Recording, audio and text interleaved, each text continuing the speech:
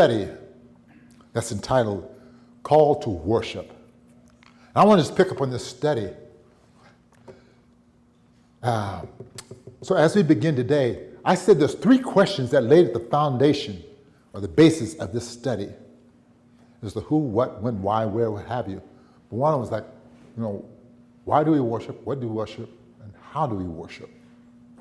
Well, today I want to focus on one of those lead questions today. That lead question that we're going to focus on today is like, what is worship? What is worship? See, this became somewhat of a very timely study because we're coming right out of Immunah. Immunah, that we understand, that dealt with trust and faith. That God is secure in who God is. And God is trying to come out of the wishy-washy understanding and get us grounded and rooted in what is faith and the trust that we have in God. That whole teaching, that whole thought was just the primer to take us up to the next level. Because now that we got understanding and a foundation on what is trust, what is faith, this is God faith, then this God faith pushes us into the next area because we stand right before his presence. And as we step before that presence deals with the area of worship. So when it said, as we're coming out of Immunah, I said, this is just taking us to the next level. This is where God is breathing in me to let me know, he says, as I get you up, I need you to step into the next area. Because we all worship. We all have something within us. But God wanted me to understand, so you guys are just going along with me. He wanted me to understand this whole aspect about worship, what's all entailed therein. So that question I said, there's three questions that stood at the foundation of the basis of this study, was that what is worship? And why do we worship? And how do we worship? So as I speak today, I'm speaking today of what is worship. As it leads into, because then my thought comes in as to how, without really getting down to the various specifics, what does that entail? Does worship entail singing? Because we always sing within it. Is worship doesn't entail just shouting? Because I know some people can be very boisterous and get very emotional. We can shout in the glory and people try to say they're just honoring and worshiping God. But I'm saying, what is this worship? What does that entail with? Does worship mean kneeling? Getting prostrate, getting down before, honoring. What is worship? What's all entailed in this? I want to understand. Does worship, is it meditating? Getting still. Just meditating on it. If I was to define what is worship, I wanted to understand what that is. So in essence, what I'm asking is, what does it mean to truly worship God? That's my question. So that's what I want to focus on today. I just want to take a closer look at true worship. I want to take a look at that. So today's title of the study, as we start off the day, is titled Worthship. Worship. Understanding true worship.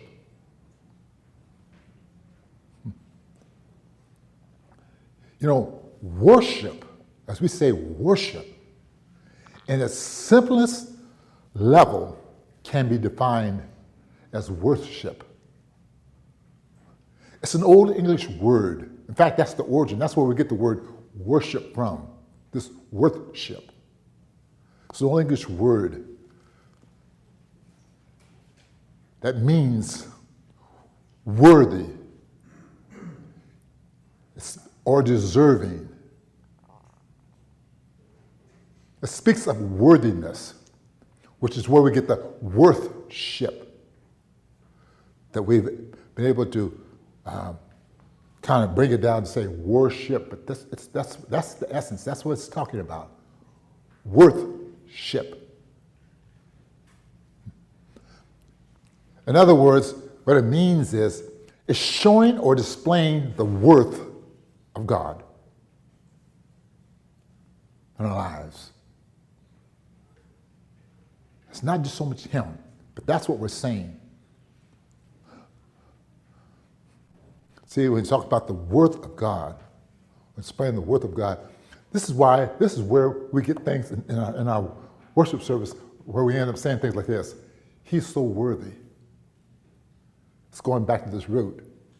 Worthy of what? He's worth something. He's worthy. Or we say, give him the highest praise. These words are coming off this valuing, this worth of him, of who he is.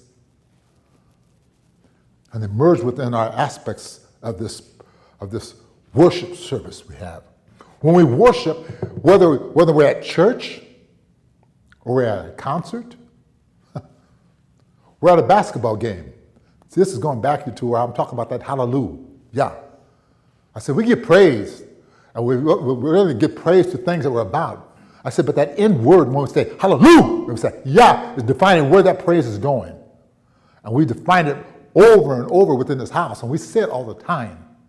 But sometimes it can become very common. But see, it took me until I went to Israel, stand beside the Sea of Galilee, and had a rabbi teach me where that word came from. And I understood it more, and I had so much more, a better appreciation of what I was saying. Because I grew up, and I thought that was just a church word. I mean, that's a God word. That's just how you do it. Not understand its origin or how it originated. But when he broke it apart and said that's the compound word, I understood it more. And I was able to when I started saying hallelujah, I was understanding to the depth of what he was saying. I use that example even when I'm teaching in different church settings, or I get around. In fact, when I step out shofar and I'm going to a church and I'm going to study, people may be waiting for me because of my yarmulke, because of my kippah, or whatever. What are you bringing? That's a Jewish thing, or this is what's, they want to know where it's come from. So I try to let them know this is our Jewish brethren. We all one. We're grafted in. But I make an illustration with them. My Tron says, as I stand up and I begin to teach, and this is not part of my notes. You guys are getting this free. And I would say this. I look at them and say, I tell you what. I said, before I get started, I said, I want to give you a Hebrew lesson. I said, how many of you guys speak Hebrew in here? And this is probably not very many hands come up. Rafka, you don't count. We got different hands that would come up. I said, how many of you guys speak Hebrew in there? And I said, okay, before we get started, I want to give you a short Hebrew lesson on some words that I may use so that you guys can be along with me. I said, you ready for the first one? And they said, yeah. I said, okay, shake your head, get ready. Amen. And they go, I said, amen. That's Hebrew. And they go, you hear it in churches all the time. I said, but it's just saying, so be it. You agree with something. Here's another one. Ready? And they go, I said, hallelujah. And they go, no. I said, no, hallelujah. So when I said that hallelujah, they're not looking at the compound. We look at the words that come into our worship services. And it's part of it has a strong Hebraic background, but we don't associate them as such. In fact, we own it and think they're using our words. But they're not as such.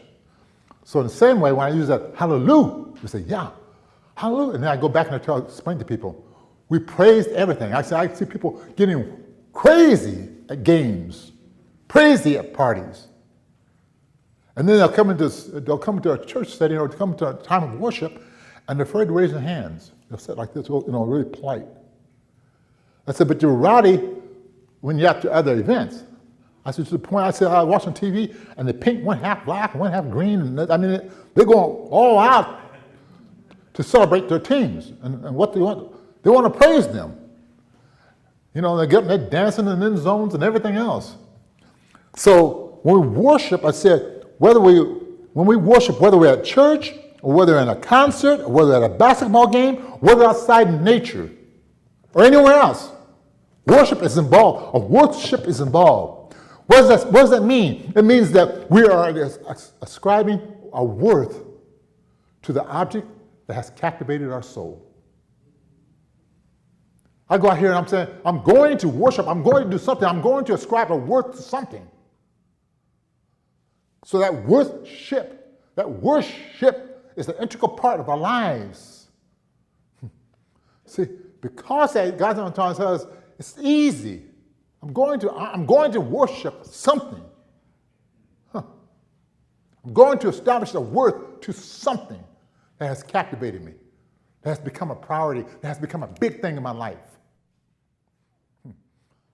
See, and because of that nature, because of that ability, because of what I just said, is why the scriptures warn us so very emphatically over and over, tell us about slipping into idolatry. It can come so quickly. Whereas things that you honor, things you praise, things that you get to, he says, they become idols. They become so high in your life, they become something that you worship. You ascribe a high value and worth to it. Again, it's all going back to that word, root word, worthship. What are you worshiping? So then the question becomes, why do we worship?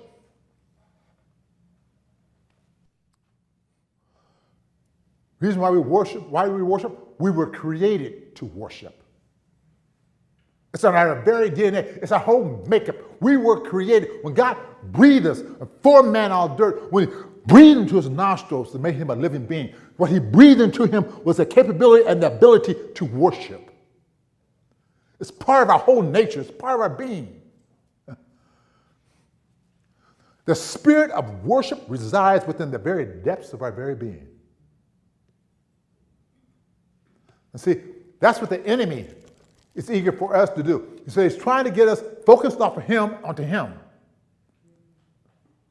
Because he knows it's not something that we're going to make up. It's not something we're going to do. You're going to worship him. Something.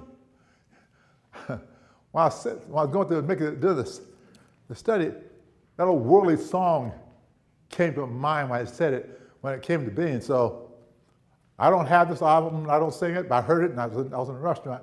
I heard it again, but think about it. You ever heard that song says, you got to serve somebody. It may not be the angel or something, it may not be God, it may be the devil, but you're going to serve somebody. That's what's getting at. That you're going to, whether you try to say you're not saved or you're going to worship, you're going to serve somebody.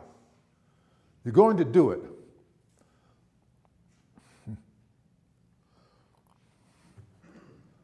He says, regardless of what it is,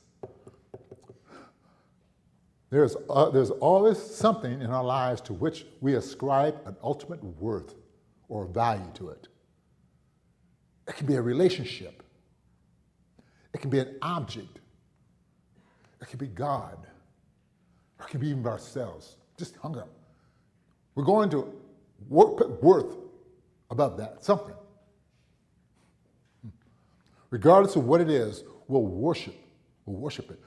We'll prioritize it, which means it's the biggest thing in our life. You know, some people they get in a relationship and they say, I live and breathe for her or him.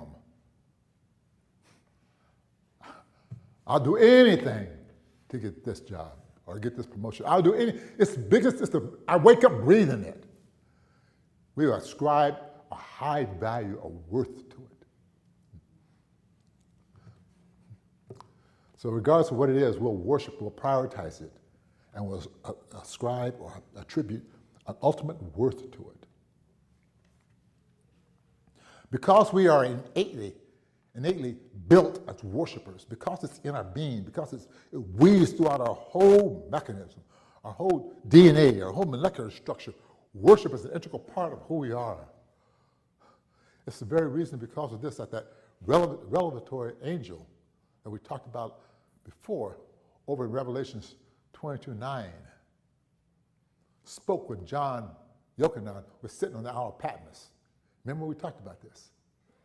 When he's still in the Isle of Patmos, and he showed up and was unveiling the future or things to come to Yochanan, to John, Apostle John. It said that John was so caught up because he said, I love the word at the beginning, he says, I was in the spirit on the Lord's day. And the angel showed up and told him to start writing these things he's going to reveal to him. And as he started revealing it, John was so mesmerized and so caught up in who he was that he said he fell down at his feet to worship him. And when he fell at his feet, that angel over Revelation 9 told him, he says, don't do that. He says, I am only a fellow servant with you and your brothers, the prophets, and the people who obey the words of this book. Don't do that. Don't fall down and worship me. And he told him very clearly. He says, worship God. That's the whole basis. That's what we were built for. That's what it's all about. Don't worship man. Don't worship trees and people, anything. Your worship goes to God. He made it very clear, a very clear command to direct us because, again, worship is an innate part of our being. You're going to do something. See, when we understand that, then we understand worship. I like this. Worship connects us to our purpose.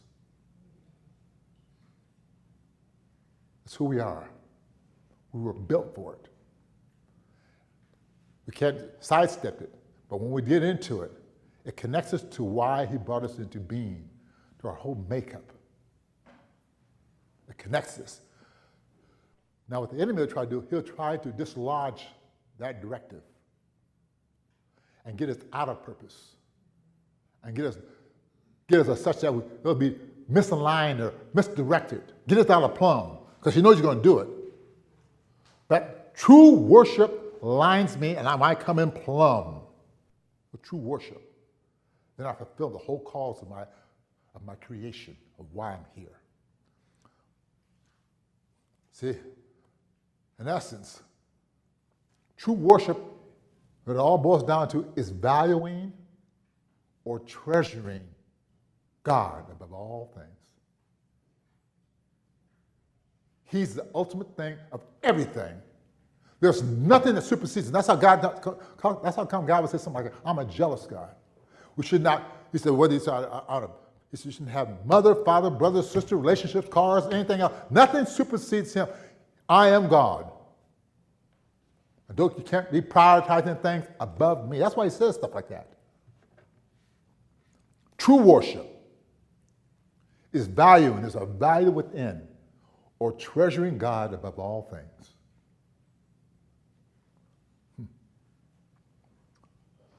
See, with that in place, I want to kind of pick up as to where we left off in our last study by making a distinction between the inner essence, within our inner essence of worship, and the external expression of worship. What is going on inside and what's going on the outside? What do you mean to split it? Well, I want to take a look at the two parts to that because that's how Yeshua defined it. That's how he sees it. In Matthew 15, when he says this, he looked at something that was twofold. And his expression, this is what he said. He said this, this people honors me with their lips, but the heart is far from me. In vain do they worship me. And that's frightening. He said they're doing two things. They're honoring me with their lips, but the heart is far from me. And in vain do they worship me. See, he said, in vain do they worship me. In other words, Yeshua was attributing this type of worship that they were doing. He said this type of worship is zero. It means zero. It means nothing. It's a zero worship. That's what they say. It's not a worship service, it's a zero service. That's what vain means. It means nothing. It's not a worship service, it's a zero service. Why? Because there's no heart dimension to it. It's nothing more but an external expression. You're going through the motions, but your heart is far from it. So Yeshua split it. He tries to says, they're worshiping me, they're honoring me with their lips. Inward, there's nothing. It's not truth.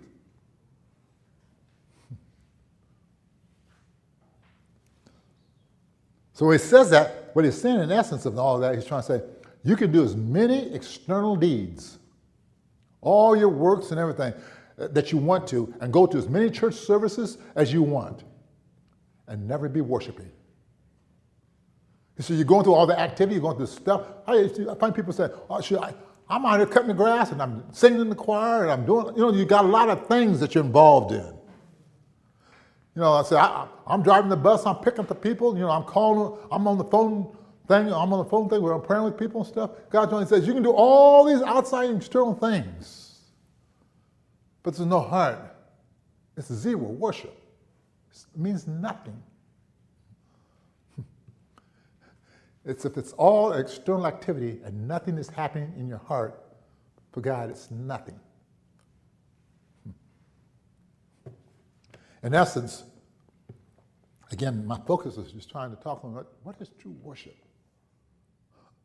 In essence, true worship is a matter of the heart. That's where worship begins. See, that's what God says when he's talking about his servant David. Remember what he's telling him? When he's talking about David, he looks and says, I have found in David, the son of Jesse, a man after my own heart. I understand his ways, his thoughts, his honoring. He honors me as his whole being. I can work with him. I can deal with this. So then the question becomes, as I start thinking about this, the question becomes, it says this, then what is the inner essence of the heart that defines worship?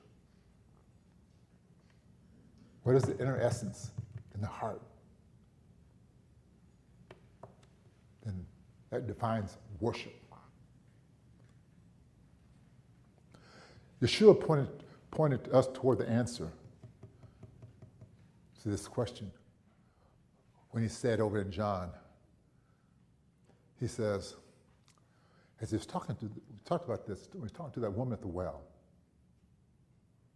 She's trying to understand, he's trying to say, for an hour is coming, and now is.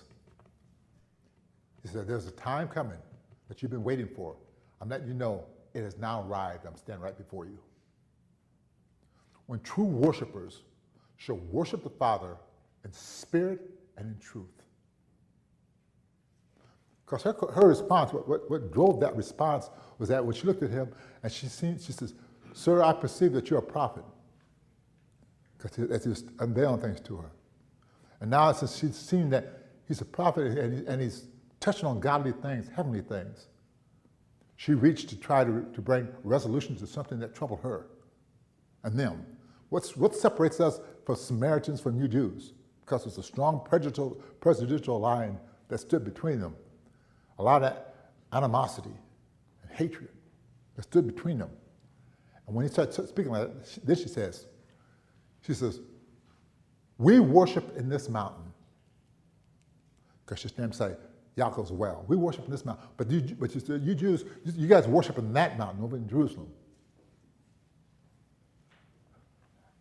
Now, when the Messiah comes, he's going to make all this stuff clear. Who's worshiping where and what's going to transpire. Who's right and who's wrong. Who has the right direction on this? We're worshiping here and you guys say it's way over there.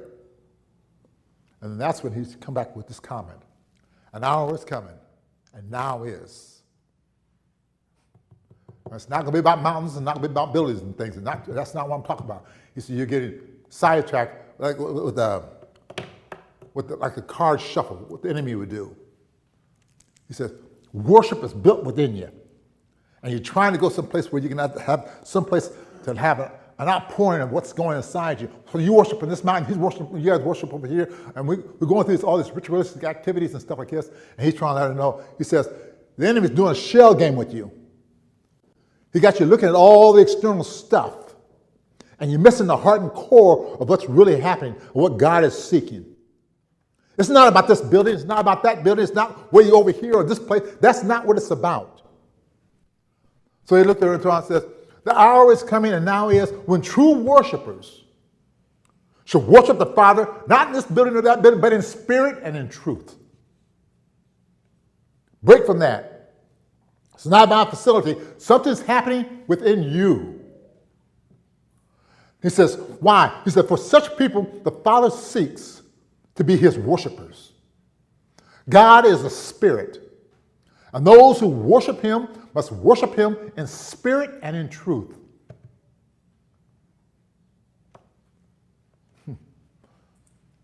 As she stood, she just listened to this. It says, remove the shell game. Get rid of all the distractions. God is looking on the heart. Stirring worship, and why are you doing what you're doing? How do you value him? What worth have you ascribed to him? Is he Lord of all or not Lord of all? What's driving you? That's what he's saying to her. So when she said that, he says, notice that when Yeshua made these comments, he says that the worshiping in spirit, he didn't contrast it next to the bodily activity. He tried to say, you know, God's looking for those who worship him in spirit and their activities. He didn't say this. He put all the external things away, put the mountains away, put all the surfaces away, and he said to worship him in spirit, and right next to it was truth. Understanding who I am, the nature. He put it alongside with truth, not the bodily activity.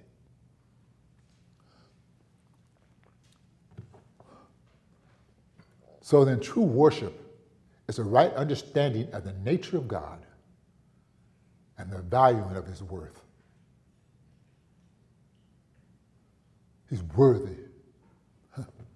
And the word worship refers to the valuing. The value, where he talks about that inner, what's that inner value? What weight or worth are you placing on him within? That becomes visible on the outside because of what has taken place from the inside. What's driving my activities? Things I do, all my activities are being driven by something. There's a motivation as to why I'm doing certain things.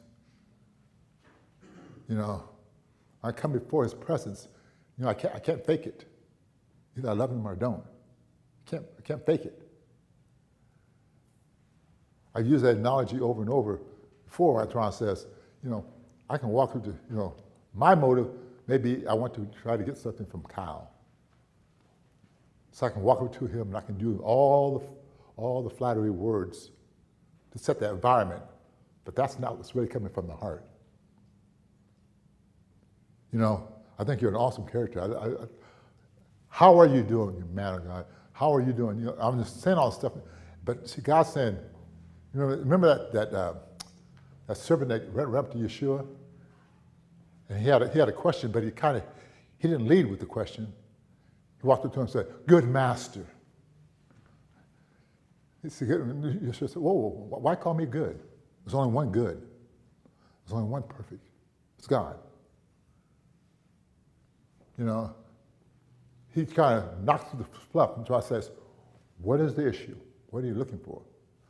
So in the same essence as this, when he turns out and says, all the action, all the works, there's two things that happen. He says, because of what's going on inside my heart, those are the things that are outflowing, that people are seeing in the world. Those things from the inside become visible in the world in two basic ways. Because of this inner positioning of my heart, then what comes out in two different ways. The first one comes out via the fruit of the lips.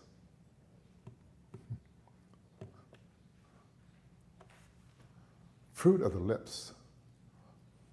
What do you mean, fruit of the lips? I'm talking about acknowledging his name. I speak in terms of God through song and through my testimonies and witnessing and sharing. I'm speaking in terms of who he is and what he is to me. I'm coming forth through my prayers, through my testimony, through my repenting, through all my external words that are coming out. They're revealing what's inside me. The fruit of my lips are showing the essence of the worship that's going on inside are going to be expressed. The second way they'll come out It's the fruit of deeds. What type of work, what type of things am I doing? He says, in other words, he says, through the acts of love that I show, that I display the supreme value of God by what I'm willing to sacrifice for the good of others. What do you mean by that, Rabbi? What do you mean by that? Well, I like the way Matthew put it. Over Matthew 5:16, he said this. He said, in the same way, let your good deeds shine out for all to see, so that everyone will praise you, your Father who's in heaven. Because your action in God says, you ever met somebody who's just beautifully blessed? I mean, just a beautiful character. I've met several. But I mean, there's people that are so good that I remember when I very first met my first dated Anita. I told her this one time. I didn't know what she was trying to be or what she wanted to be. I looked at her and I said, you just look like you should be saved. The way you act and how, the things you avoid, and they're not professing anything, but there's just a goodness about them. I had a friend of mine, he never professed about going to church or doing anything else, but his character, his nature, how he acted, and the values that he had, the way he carried himself, the integrity of his walk, and everything. I said, you just look like you're a godly person. And that's what God was saying in this passage. He said, let your good deeds, let the things that you do, let your character, the nature of who you are and how you function, be such that people will look at you and glorify your Father in heaven, because you're a living embodiment of goodness on earth. They don't look up and say, he said, don't let people look at you, it says, and glorify you for who you are. He said, but they'll look at you and they'll attribute it to your Maker. Yeshua says something like this, when people try to manipulate that little gift. He said, don't let your left hand know what your right hand's doing. He said, don't be going out being so boisterous, you're going to try to give alms and, you're ready to have a reporter come out with 15 million cameras all around you because you're going to make a donation to this mission. And the headlines read how good you are. God says, well, you got your reward. He says, but if you want to do those things, just do it, because it's in you. It's the fruit that's within inside you that's bubbling up, that's driving what you're doing. He said, in doing so, he said, the people will not only glorify you, they'll be glorifying him. So he has to be a godly man. He has to be a saint, or, he's broken from this dimension. I took him just recently. I had gone to the bank and cashed his check. And the way I cashed the check, I put it in various different numerations and stuff. And I was just talking to the woman as I cashed it. They're used to me coming in and doing this all the time. And so I cashed his check and had this. They carried it all back to me and had the wad. Just put it in an envelope and stuff, and I got the envelope, left out and put it in my pocket, and got back in the car. I was heading home. Well, I stopped at this gas station and had to use the restroom before I went home. So I stopped and went to the restroom and came back out, got in the car and left. I come back home and Nita makes a comment to me. She comes in. She said, well, did you cash your check? I said, oh yeah. I reached in my pocket. I can't find the money. I'm thinking, I got this vest. In fact, I wore the vest. It's got 18 million pockets all over. I got pockets here, inside, outside, the back, in the hood. I got pockets everywhere. And then I got my, my pants pocket stuff, and I know good when I put it in my pocket. And I'm checking all the pockets and everything. I can't find it. And I'm not talking like $20. This is a good-sized check. And all of a sudden I start kind of panicking inside, thinking like, oh no, where'd that go? I'm thinking, did it fall out in the car? I went out and looking at the car. It's not in the car. I'm looking underneath the seat. I'm looking by the door. I'm trying to backtrack my mind. Where did I go? I stopped and I said, oh, I stopped at the post office on the way home and I did this. And, so I'm backtracking on all this thing. So I come back in the house and I'm trying to get my vest. I'm going to run back out to try to go back, retrace my steps. And Anita, fortunately, Nita's on the phone. And the only thing I had to yell is, I'll be back. She wouldn't say, like, she didn't have a chance to say, like, where are you going? But I told her, I said, I lost the money. I said, I'll be back, and I left. So I'm taking our drive, and I'm just praying all the whole time. Oh God, where's that will? Father, help me find this. I know I dropped it here. It has to be in here. I said, I went to the post office. I said, I wonder if I got out of there. When I went inside the post office, it fell outside the car. So I drove by the post office where I parked. I'm looking down the ground, don't see anything. And I went up the steps inside the post office, and I didn't see anything there. People coming and going. I'm thinking, like, oh, shit. Somebody probably picked the envelope up. I said, I can't find it. So then I'm going back down to the bank. I'm just driving, and all the time I'm praying, God, show me where that happened at. Oh, don't let it. And I remembered, I went to that gas station. So I pull into the gas station, and I get out, and there's only one person that was working there. But I'm thinking, like, anyone can come in and out of this restroom where I was at.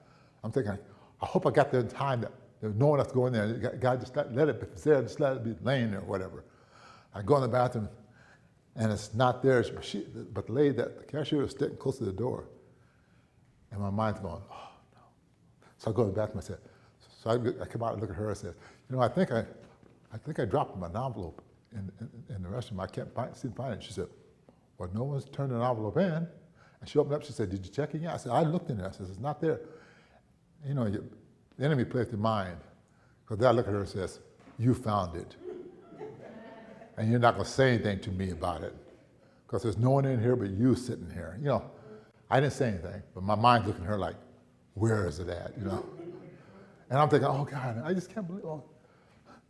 I come out and I'm thinking, well, I don't know where. I said, there's no place else it could be. And I said, I'm just trying to think.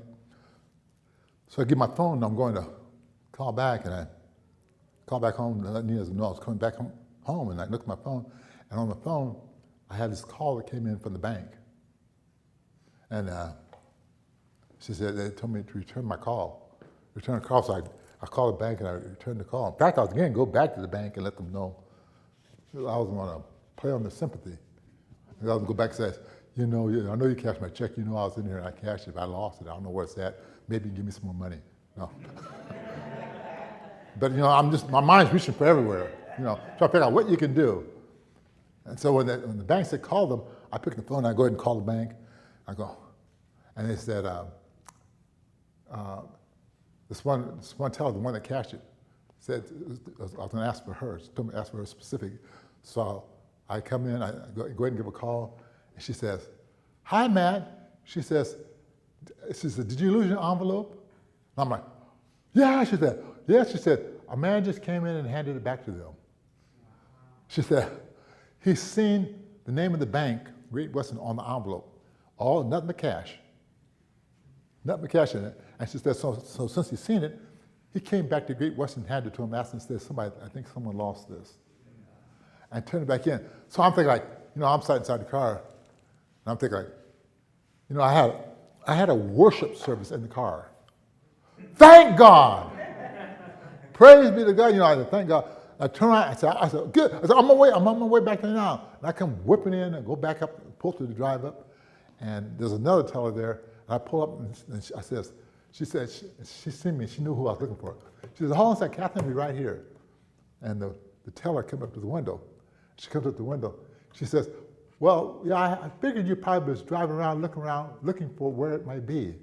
I said, I just can't believe. She says, a worker just came in and handed this to us. She said, I said, who? She said, he didn't leave no name. She says, and he just gave it back and said that it probably belonged to someone here. And because of my breakdown, and I left it inside the envelope, she knew exactly what it was, because she's the one that put it in. So these little things marked it. So when I came out, she says, I'm like, well, who is it? Who did it? She said, it was just some worker. And I'm thinking, like, when I pulled into the gas station, there's a Pepsi guy who's unloading. I'm thinking, was he a worker, commercial worker? I pulled to the bank, I seen the other cars, and she let me know. No, she said, He looked like a city worker. She said, he must have had a city thing on his clothes or something. She said, this is a city worker. He came in. And she looked at me, she said, it's good to see that there's good people on earth. That people will still do that are trustworthy. And I stopped and think like, think how your mind can run, think you're thinking of. I'm praying in the car all the way there. But she says, it's good to see that there's good people on earth still. To pick that envelope up, you could just took the cash and throw the envelope away and just had it all. But what also came in the midst of that was that what shows you the faithfulness of God's hand. See, because we sang a song, and this was true. He says, if his eye is on the sparrow, he says, I know which every one falls. I know the worms, how many are crawling along the grass. I know the robins. He says, now if I can, this is what Yeshua's teaching. He says, if I can see this, and your Father is mindful to feed them, how much more do you think he's looking at you? He says, you didn't know that when you did that, the trauma that you'll go through, God's going to say, this boy couldn't handle that. And I kept a hand over this. I'm trying to figure out who this person could be. And he looked at me and she says, probably an angel. I said, I wouldn't doubt it. That did it. That God can look over you. He's faithful in such ways. If he's faithful over that little piece. Another rabbit trail, one small one. See, when he seen that little envelope that fell, and I said, what is the chances, what are the odds of someone doing that? It wasn't like a check, it's like just cash. It's like the same weight when I went to the ocean. I tried to tell people, I lost my glasses in the ocean. I lost my glasses in the ocean, and God restored them to me in such a strange way. I'm in the ocean swimming, underwater with my snorkels. Took off my stuff and left it on the beach, and I'm just snorkeling, looking at all the other stuff.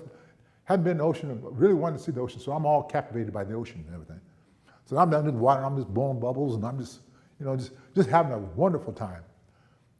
But see, I'm used to swimming in a swimming pool where you have lockers and keep your stuff on the shore. I put it on the beach.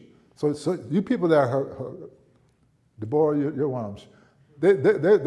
They live next to the beach, so they don't understand leaving stuff on the beach. You can't just drop stuff off. I put my stuff on the rocks, and then I walked to the beach and started swimming. Well, unbeknownst to me, the tide had carried me away, and I'm swimming. I'm just enjoying myself, and I'm just underwater. And from where I went in and where I ended up, it's like I was about, from here way up the street from where I entered in. But I'm just looking at everything like this, and I'm looking down at the sand under the sea. And I'm looking at it, and I'm just picking up, and I'm just feeling it, and just thinking like, this is so wow. Look at all the corals, look at the little fish going by, and I'm just blowing, having a little snorkel thing up. And I'm just looking at stuff and thinking, this is wonderful. And I dip my hand in the sand. Because I'm checking sand. I dip my hand in the sand. When I come up, my glasses are in my hand like this. And I dip my hand in the sand, and I come up like this, and sand's coming up through my fingertips, and I'm holding my glass like this. And I'm talking to myself. I'm going, I'm saying, somebody lost your glasses. I'm looking, and I haven't turned this sideways. I'd say I had my glasses where they were chipping off and stuff. I was going to get them replaced. I'm going, and I come up out of the water, and I'm holding my glasses like this. And when I come up out of the water, my shoes are floating right beside me. And I grab one shoe, and the other shoe's over here. They're floating right beside me. So I got my glasses and the shoes are floating. I look back to see where I came from, and the tide came in. Worship where I dropped everything on the shore, brought it all back down into the ocean. And so I'm not saying I fell, like I went in here, I found my glasses here. If you can see how far else, those glasses had gone into the ocean and they got ahead of me. And because I put my hand in the sand, I picked them up and I had the glasses in my hand. See, I was sent to the islands. This is down in the Bahamas. I was sent to the islands because I was vice president of the bank. And I was there to set up a corporate meeting. I was there to set up the whole retreat for the people. So I had to talk to various different people, had to make a lot of executive decisions and things. I was there. Remove my glasses, and I'm blind as a bat. You know, I can see it, but right now, I look at Bob, his eyes are blurry. Neither is blurry. I mean, it's blurry. So I've been walking around. I'm going to be down there in the islands for over a week, squinting at everything because I can't see stuff. I'm about to sign papers and everything. And I know God said, he probably looked at me and said, look at that boy. He said, he's just enjoying himself. He said, you know, he's my son because I think I'm God's favorite child. He probably looked at me and said, he's just totally oblivious to what's going on. He left the stuff over there and water come in and pull his shoes out. Well, I can't leave him out here. He came all this way here. I got to make sure he stays intact. And so when the glasses went in and everything went in, I know God, I can see, you know, I got this creative mind. I can see God sitting back like that. Blowing the water, blowing the waves, keeping everything ahead of me. So I reach down and go, blah, blah. He probably says, you know good and well you're going to be blind. You know good and well you need your glasses. You're going to get out, you ain't got no shoes. You left all your wallet and everything, all your ID. He says, if I just left you alone, if I left you alone in this island all this time out here, you're going to get up here, can't even find your shorts, can't find nothing. I think his mind went back to Eden. You know when he tried to say, man, when he created him, he looked at him and said, this man needs to help me. This man's not going to make it on his own. He needs somebody to help him. So he knows Nita wasn't with me.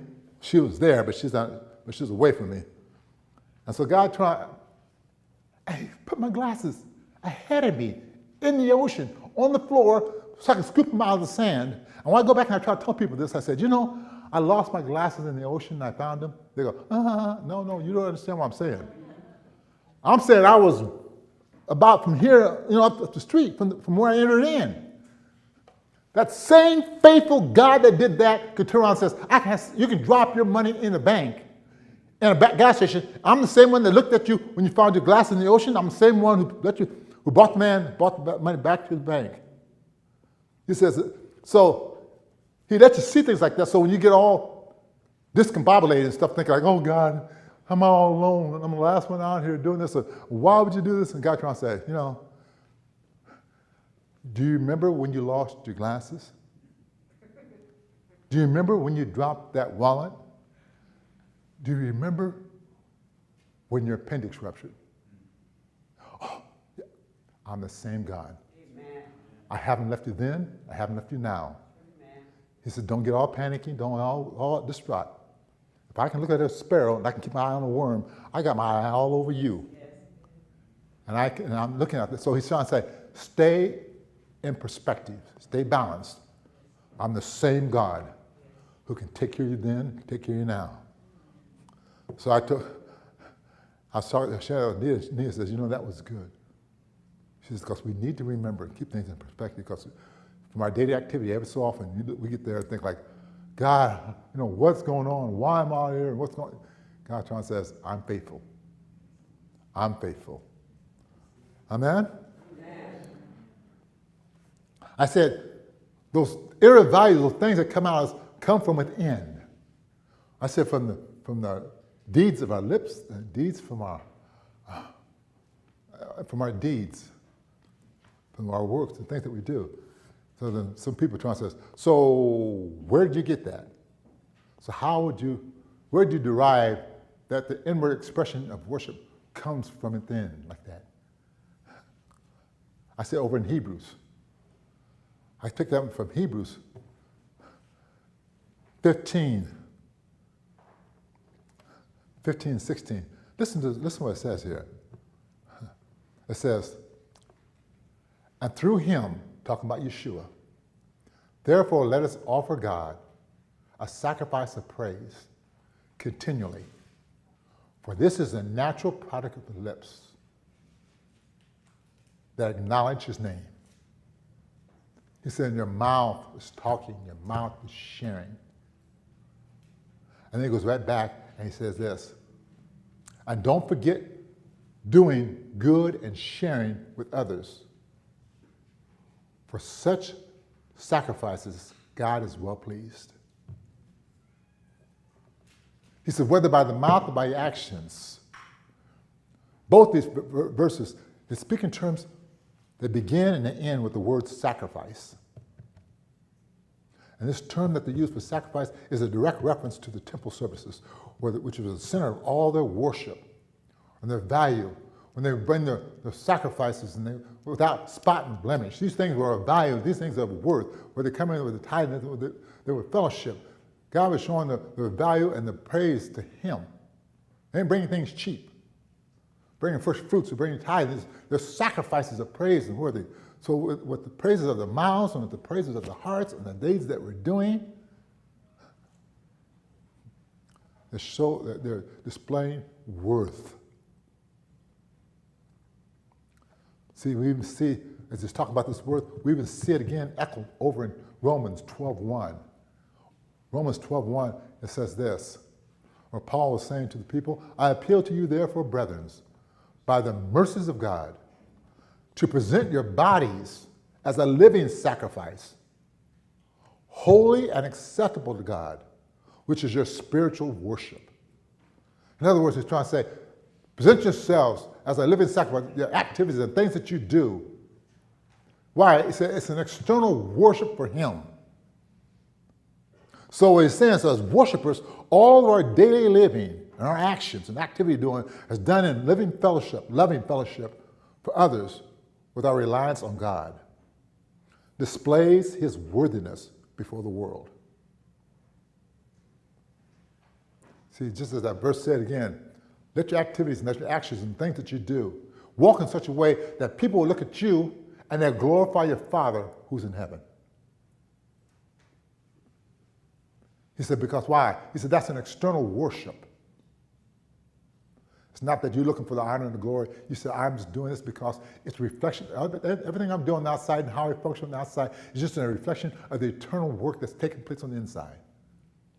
I can't, where God saved me from, I know I walked a different life before. I made out as been as smooth before, but you should see me when he took me out of the kingdom of darkness into the kingdom of light. I'm a whole new creature. And how I function and what I do and how I say it and how I act is a reflection of an inner work of my heart, what God is doing. And both of them, between my testimony, between my actions, between my words of praise and all I'm doing, and then the way that I walk and live, he says, you're a walking temple of worship.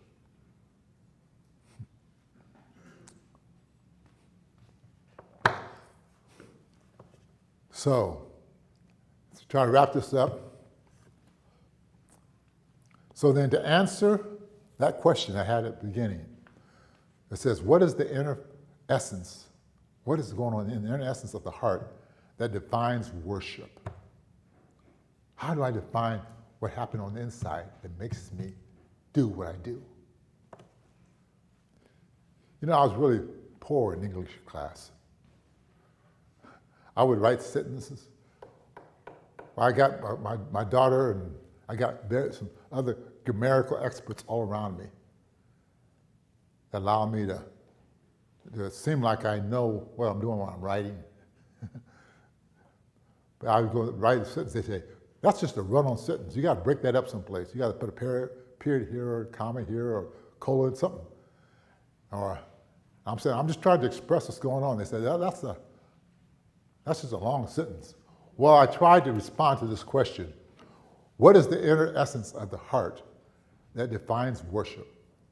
And I want to try to put it in one sentence, what have you, but it's difficult. So I'm going to try to... You and your adjectives. All my adjectives. So you got to bear with me, but here's my answer to what is that inner essence that drives us internally. It's a long sentence, but here we go. It's the knowledge of an unfathomable God, the creator of heaven and earth, and all that there is, who sustains all things by the power of his word alone, whose worth fills the very essence of our being. I'm going to say the sentence, I'll back it up because it's long. Who fills the very worth of our being with the immeasurable awe of majestic wonder of holiness and splendor, wherewith overflows into a demonstrable acts of praise from our lips and actions of loving kindness toward mankind, wherewith they glorify our Father who's in heaven. All that is what stirs me. Again, let me say it again. So what is my answer? It's what's going on inside me.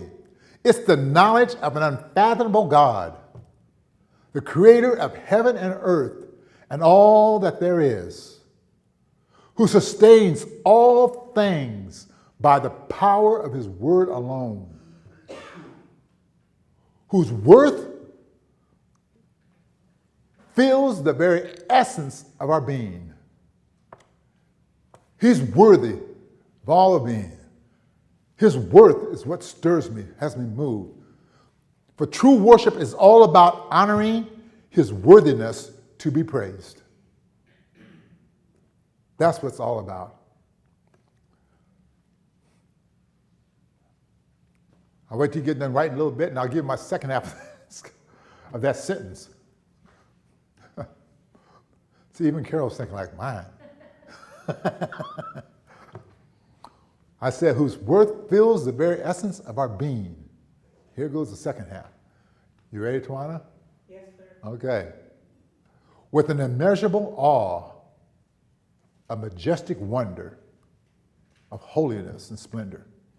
He fills your being that you're without words. There's nothing more to say, nothing more to do. Because of what's stirring inside me, wherewith, because of all that he's done, it becomes an overflowing of my demonstratable acts, the things I do, how I praise,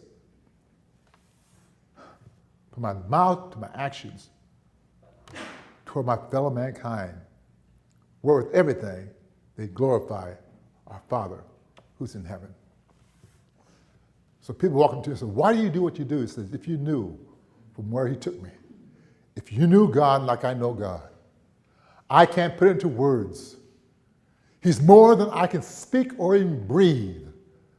All I can just talk about is what he has done for me. When he fills my mind, my heart, my soul, he fills this temple, every crack and crevice with his essence. And it overflows into my actions and my words of praise. When I give him testimony of what he's done for me and what I've seen him do and what I know of him, every time I go into his word and I read more of his word, and I just find myself in awe because it feels like the words are jumping up off the page of the scriptures. And I know that he's God all by himself. When I look at him and think of his creative wonder and all that he's done, I can't help but magnify and to glorify and demonstrate. I can't help when I think of my baby, when I think of the time when I went to the hospital and they were telling me what was going to happen to my baby. When I think in terms of what he's done for me, and just in life, and just in general. When I look back and I'm thinking, who am I that you're so mindful of me? Those things is what stirs up and becomes the inner working, the essence in my heart, which drives the core of true worship in me. Amen? Amen. How do I put him in words? I'll do it like John would say. You know, I think if all the things that they wrote about Yeshua, all the things that he did when he walked this earth, I don't think the world itself can contain everything. I don't think there's too much to put on page. There's too much to put in books. I don't think a library, there's nothing that can contain. We're going to talk about an event, but from that event to this event, when he breathed, the way he looked, the way he did, it's too much. The world itself could not contain it. So all I can do is just say, hallelujah. All I can do is just give him the highest praise. All I can do is just say, he's worthy. Daytron says, well, Caesar says, I'm God. No. Somebody says, you ought to curse God. No. There's too much. I can't take it. I can't. You know, I feel like Jeremiah. I feel like fire just shut up in my bones. I just can't stand here and just turn around. You can't have me to try to say Why shake? Why weep? Why move? Why breathe? It's too much to put into words for me to try to contain. It is true worship to me. For he is my God, and I'm his people. He's brought me into covenant. He's brought me into his kingdom. So yes, what is the inner working? What stirs me from the inside? I don't know if I can get one word simple enough. My sentence keeps on running over and over and over. I can't find a place to put a period. I can't stop it. Only thing I keep trying to say, I just start talking about it, it keeps going on and on and on and on. They tell me I live in a world of adjectives. The only thing I can say, I can't say enough about it. I can't say enough about it. It's too awesome to try to display. All I can say is when they look at me, somebody trying to say, when they look at me, they're trying to say, I don't know what it is about him. Whatever it's about him, I want what he has. Because look where he looks and look where he's going. You know, I want to understand true worthship. He is worthy. I value him more than life and breath itself. I like what Scripture says. For in him I live, I breathe, and have my whole being. I'm immersed in him. Amen? Amen. I need to understand it. So the summation to all that is a true worship. It's all about honoring his worthiness to be praised. As we say amen, and amen, and amen.